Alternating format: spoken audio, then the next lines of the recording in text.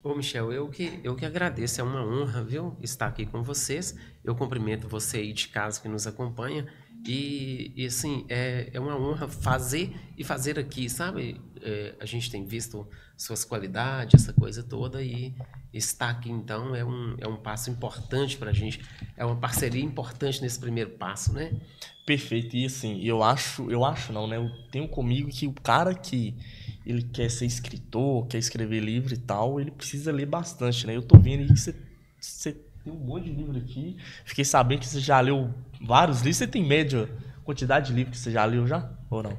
Ô, Uns 1000 já Michel, chegou? não, uns mil não, mas assim, eu da biblioteca, eu devo ter lido lá uns 80, 90% do material que eu tenho, né? É que tem aqueles livros que você tem para consulta, é até assim as pessoas veem a biblioteca de alguém, perguntam assim, você já leu tudo? Na verdade, ali indica, normalmente uma biblioteca indica para onde a gente quer ir, né? A direção onde a gente está indo, a gente quer ir, porque uma coisa chama a outra. Então, assim, realmente, para você escrever é necessário que você leia, né? Uma das ideias que a gente vai tratar delas aqui hoje é que o nosso pensamento ele não nasce pronto, então eu vou recebendo das outras que eu vou vendo e vou elaborando a minha ideia, né? Perfeito. E da onde surgiu você escrever, né, esse livro, o imaginário cristão e o porquê também do nome, né? Ah, bom. Então vamos lá. Nós somos conhecido como os ocidentais.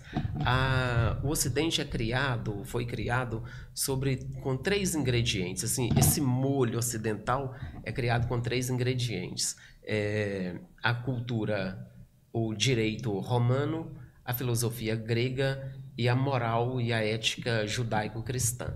Então veja bem, quando o Ocidente nasce, ele nasce e se desenvolve em cima disso. Então, qual que é a intenção primordial? Assim, o mais forte nesse molho, o sabor mais forte nesse molho é o cristianismo, que é a moral judaico-cristã, né? Então, ela vem se desenvolvendo e nasce o Ocidente com a ideia de que o homem tem um fim último. E qual o fim último desse homem? Olha, servir a Deus, adorar a Deus e salvar a sua alma. Então, o homem, o papel dele é louvar a Deus e, por meio desse louvor a Deus, salvar a sua alma. É a beatitude eterna, é a felicidade eterna. Bom, e o mundo ocidental vem se desenvolvendo em cima disso, criando de modo o Ocidente com símbolos e elementos que você, ainda que tateando, conseguisse esbarrar no cristianismo. Então, se você caminhasse no Ocidente, você percebe o cristianismo movimentando ali. Só que de 200 anos para cá, talvez 300, tem acelerado muito a descristianização do Ocidente. E aí surgem ideias como, por exemplo, a de Nietzsche, dizendo que Deus está morto. E aí, quando Nietzsche diz isso, ele não está dizendo que Deus, a figura de Deus, morreu. Ele está dizendo que a ideia de Deus está morta. Que a partir de agora, esse Ocidente que olhava para Deus e a partir dali tomava suas decisões, ia começar a parar de fazer isso.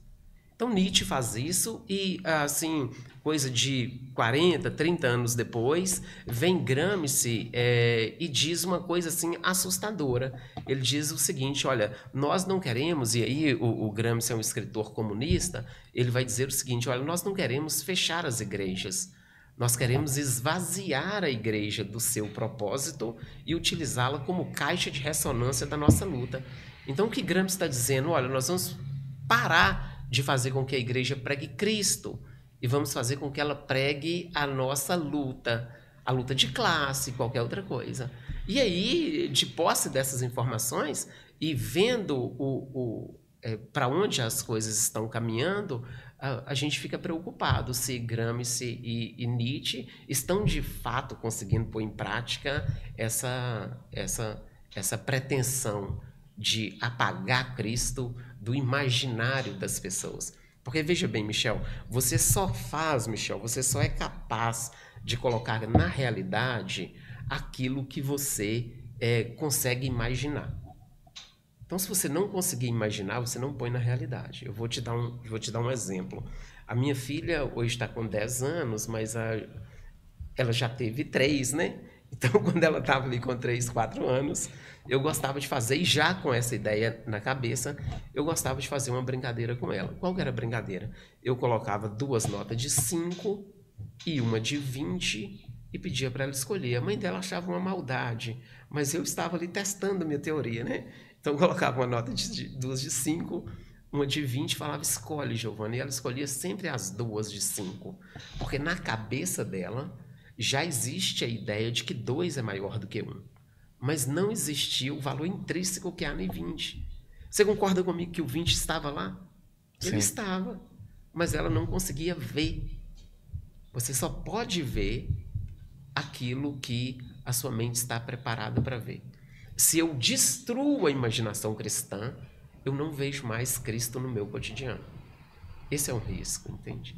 E é daqui que surge o meu desejo de tentar lutar contra isso, ainda que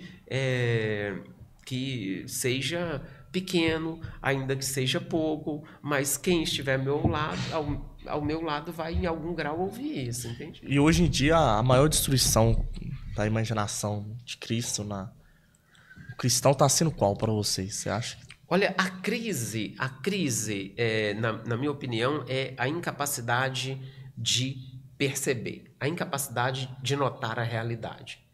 Então, veja bem, eu vou te dar um exemplo, por exemplo, de um amigo, tá bem? 22 anos atrás, eu estava indo para a escola de carona com um amigo meu, e na hora que o nome dele é Tatá, na hora que a gente estava, o apelido dele é Tatá, na hora que a gente estava atravessando a ponte Fabriciano, ele me perguntou como eu estava, e eu olhei para ele e falei assim, Tatá, vou falar uma coisa para você, viu, rapaz, essa vida é dura demais. Naquela época eu pagava faculdade mês sim, mês não, né? Então, essa vida é dura demais.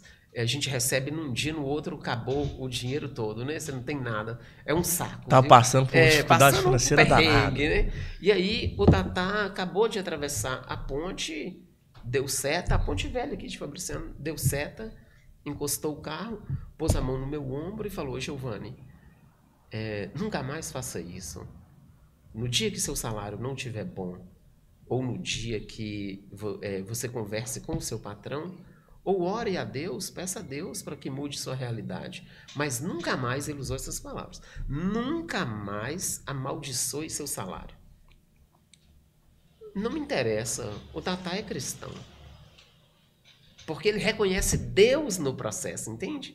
Ele sabe que existe um Deus, que esse Deus relaciona-se com as pessoas e que ele interfere na realidade.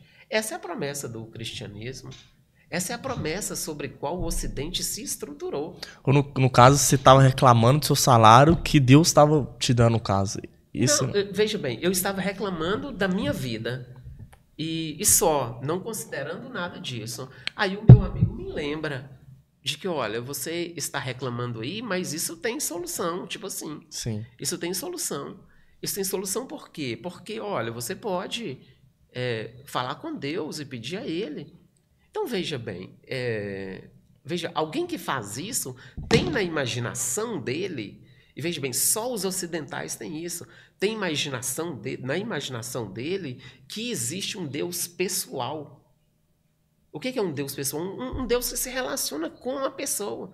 Só os ocidentais usam a expressão Deus me ama. Porque só eles têm a noção de um Deus que ama um indivíduo, um Deus que larga todas as coisas mais importantes do mundo para vir relacionar com você, é uma percepção judaico-cristã. É isso que eu estou tentando dizer. O Ocidente ele foi construído de modo que você, no seu cotidiano, considere Deus, entende? Considere Cristo. Então você vai considerar. Agora, qual que é a ideia do gramicismo, ou qual que é a ideia que Nietzsche falou? Isso está acabando. As pessoas não levarão mais Deus em consideração. Quando alguém reclamar, o outro não dirá a ele, olha, conte com Deus. Olhe, fale com Deus, ore e fale com Deus. E aí suas esperanças, o seu chão desaba, porque você não tem mais a que recorrer. Perfeito. E assim,